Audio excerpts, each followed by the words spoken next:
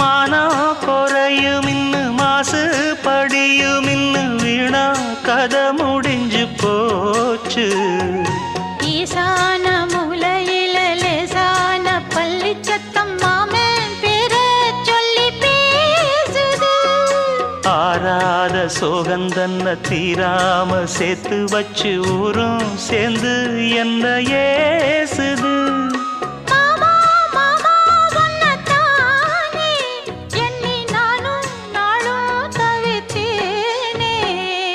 கூண்டுக்குள்ள என்ன வச்சு கூடி நின்ன ஊற விட்டு கூண்டுக்குள்ள போனதென்ன கோலக்கிளியே.